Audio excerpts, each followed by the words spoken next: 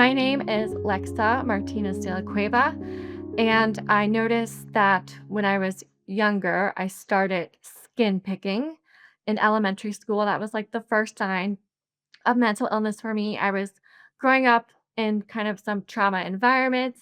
I have experienced trauma growing up. And so by the time I was in my teens, I started having anxiety, depression, and they put me on Zoloft, and that made me suicidal because you're not supposed to give it to people under the age of 25 anymore because it can do that. And then by the time I got to college, everything kept getting worse and the anxiety increased, the depression increased. I was able to do fine in school and I started to get a little paranoid. But at the end of earning my master's degree, I had just moved out. I'd gotten a new full time job. I was in a studio for the first time ever. And over the several months that I kept that job, before I quit suddenly one day. I was really having bad delusions and paranoia about everyone who came into the office, the people I worked with, and it was absolutely terrifying. So I quit one day and I was in the studio all by myself for several months, and the symptoms would get worse. Now I was having hallucinations and mania looking back, but at the time, everything was real to me. And it was absolutely terrifying as well and a traumatic experience. And it was finally by chance, March 2015, because I was screaming at all night, which I remember very well, all the reasons, I did everything I did, but I was hospitalized and they gave me the diagnosis of schizophrenia. And unfortunately, I wouldn't gain insight at all at the hospital. That's a traumatic experience in itself. And so for the next few years, I would be hospitalized more times without any break from the psychosis, no break from the delusions. And I was, wandering the streets. I would spend some time homeless. I had more suicidal ideation. I was committing suicide for the first time in my life, unlike before. It was just very extreme. And I remember my experiences very well, both realities, especially the psychosis and the seventh hospital visit in October 2017. I finally gained insight. And from then on, when they had put me on olanzapine, I've been on it ever since. But I will say on olanzapine, I was also suicidal some more and depressed about, what had happened. And I didn't feel well on the medicine. It didn't really give me the moods, but it did keep me out of the hospital. And I didn't necessarily have new psychosis or delusions, but I just never felt well. And I had actually wished for a while that I had been successful in my suicide attempts and psychosis because now this reality of coming back to was so much worse, to have experienced all that and it all taken away. So, did all this research all the time in my spare time, often, and looked up cures, new medicines coming. And in 2019, I discovered an article on Psychology Today explaining keto, that it worked for two people in case reports with similar diagnoses. And I thought, well, why isn't anyone else talking about this? I'm sure it worked for them. I totally believed it, but I didn't want to try it. I never dieted before. And so I decided to just brush it off, and believe they had something rare that it worked for them. That was why it worked for them. But then fast forward to summer 2023, I'm on YouTube and Metabolic Mind shows up in my feed and it's about keto helping people with similar diagnosis and I'm like, "Oh my gosh, it's working for other people." And so I gave it a couple weeks, worked with a local dietitian who didn't really know much about it and just jumped right in and had horrible headaches. And well, personally, I thought, "Okay, maybe I'm getting a kidney stone." And I started thinking, "No, the risks are not worth it. I think I should stop." And then we fast forward to November 2023, after I had given up on keto for those just after 2 weeks. But I'm at the grocery store.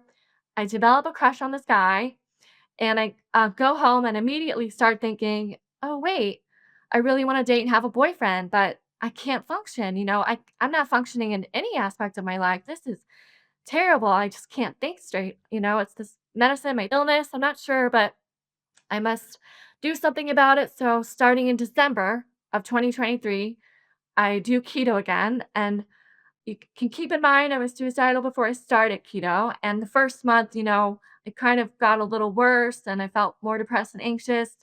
So I noticed that I had been watching Lauren Kennedy West on YouTube and she was working with Nicole Laurent. So after that first month of keto, I enlisted Nicole Laurent to help me with keto.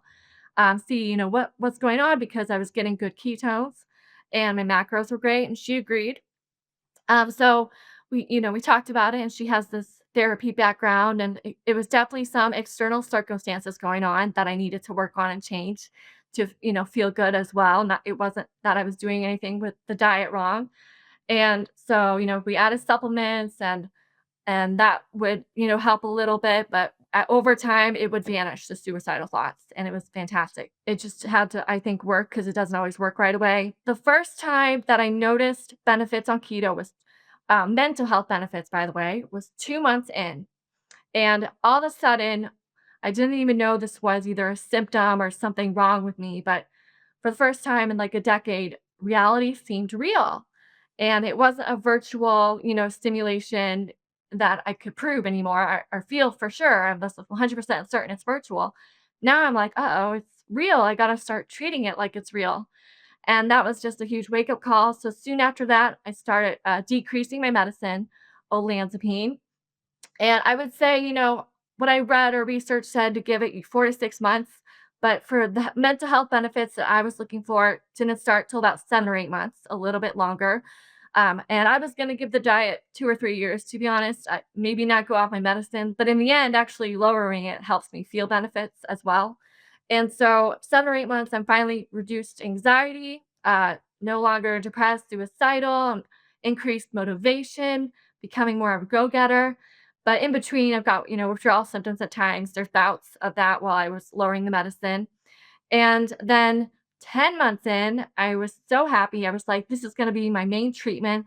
I had gone through unpredictable major stressors that I could not handle at all before. I mean, I couldn't even handle sitting in an office chair for 8 hours with like a low stress drop, right? But now I'm handling a full-time job, major car stressors, financial stressors, some serious health things going on, had to get checked out, just lots of things going on. And so I handled them fine. Like they weren't a breeze because there's still life stressors, but it was so different for me. I wasn't flipping out. I wasn't breaking down, wasn't having any psychosis, no delusions, no mania.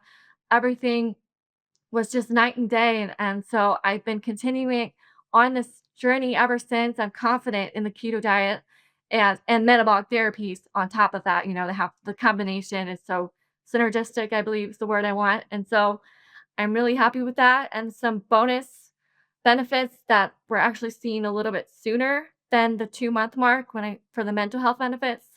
Like, I had a chronic extensor tendinitis toe pain, and I was told I had to do 30 minutes of exercise for them, or for the toe to feel better every day, but I wasn't motivated to do that when I started keto. And in 2 weeks, the pain just completely disappeared. Like, and it only shows up if my ketones are in the ones or twos for a few days, but when they're higher consistently, the pain's completely gone. And then the other bonus, my periods regularized for the first time. Even on olanzapine, they were all over the place. And the only thing I still deal with is a little PMS that I have to troubleshoot. But overall, it was keto journey has been really thrilling, and I always wanted to be here and hopefully be one of the people, a success story, or to share and help other people be motivated or consider what is possible. So when I was able to get back to work this last year for a couple of temporary jobs, usually I quit them before the contract is up, but I was able to keep them until the contract ended. And that in itself was a win, but also I was able to tolerate the jobs, the stress levels, different variances every day that were unexpected. The other jobs, I would just sit with akathisia, is what I learned. That I was having. I didn't even know that, but Nicole Laurent pointed it out when I told her my symptoms. So I would sit at jobs and have this horrible inner restlessness and tension that's being eliminated the lower I go. And as well as being on the keto diet with metabolic therapies. So now I'm fully confident I can hold down permanent job, move out, have reclaim my independence and freedom, just work through all these capacities have increased. And that's just one of the benefits. And I could list them, increased motivation. I'm more of a go getter. I have increased confidence, increased energy, mental clarity. I am able to think positively without trying. When I was on olanzapine, I would go to therapists. We would do all these exercises. They would give me homework. I would try to rewire my brain, that neuroplasticity process. But no matter what, I just couldn't think positive. And like several months on keto, it just started coming naturally to me. So even in the job with all the stressors, I can shut down easily. The negative thoughts that they creep in. It's a totally different experience now. For challenges that I need to have had to overcome while I'm doing keto and metabolic therapies, I currently am experiencing some trauma, and it's related to my past traumas. It's in a situation that I'll have to get myself out when I have my reclaimed independence. So that is something that I've been able to think clearer with the mental clarity of this diet and everything and the therapies, and see things that I needed to see. But with my increased capacity, I'm talking to therapists. I see online or I go to online support communities. I'm handling it when I couldn't handle it before or see it when someone pointed out to me years ago. Another setback I could bring up is that last year, this first year on keto, I saw several specialists and I was trying to figure out this mystery quirk that I had going on. And I had over a dozen tests over the span of the years. Few were functional, most were conventional, and they all would come back normal. And so in the end, most of the experts agree it's the medication. So that was just a setback to to feeling always my best because I was like, is there something wrong with the diet for me? But it wasn't related to the diet. It's just a side effect of the medication. And I've been told I have to get completely off to eventually, have that quirk go away. So that's not been fun. And then it's always a little bit of a backwards moment when I'm going through withdrawal. No matter how slow I can go, the tappers I've done and no matter how good I'm feeling before them and all excited to lower the dose. But what happens is each time I do lower the dose, when I am stable, I'm feeling even better than the last time I lowered it. So, it really is for me a medication factor that the lower I go, the more I'm experiencing the benefits of the medical keto and metabolic therapies. So, those are just a few setbacks. If someone came to me and asked me, why should I even consider keto instead of doing or taking my medication every day, I would tell them that for me, keto is a get out of jail free card. And by that, I mean I get to reclaim my independence. I don't have to rely also on this medication every day. I'm very close to getting off, and my medication has caused me some horrific side effects, and some of them have become more known the lower I've gone on the medication. And so I just didn't feel like myself or like anybody on this medication. It wasn't even taking care of all of my symptoms. It wasn't really helping me. I wasn't thriving. I wasn't living. It made me feel, especially reflecting back on those times, when that's all I did and not metabolic therapies and keto, but I was like in a state of the art advanced coma where I could walk, I could drive, I could eat and, look like I'm living, but I wasn't. I wasn't functioning. I couldn't hold down any jobs. I couldn't handle any stress. I actually didn't have good moods. I was still feeling blue on it, suicidal at times. It just wasn't working. Whereas now I feel healthier anyway. I am healthier than I've ever been. There's no reason I wouldn't want to continue on this diet as long as I can do it. It gives me freedom. I'm in control. I get to get the sleep I need. I get to exercise and feel good. I couldn't exercise on olanzapine and feel good. It just wasn't possible. I didn't. I tried it and I would just say, I must have a gene where I'm averse to exercise, but that wasn't true. So I enjoy exercise. It makes me feel good.